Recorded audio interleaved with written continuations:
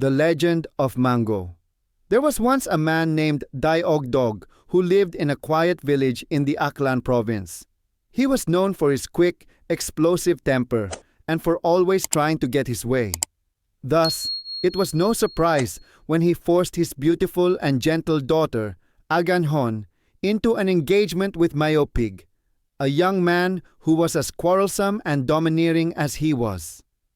Aganhon pleaded with her father to cancel the engagement, but he flatly refused and kept insisting that his choice was the best.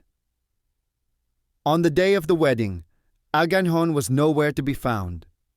The bridal party searched high and low, until someone finally ventured into a nearby stream and stumbled upon the young bride's motionless body, with a dagger sticking out of the poor girl's chest. Stricken with grief and remorse, Deogdog dreamt of his daughter on the night of her funeral. In the dream, Aganhon led her father to a tree that grew on the spot where they found her body.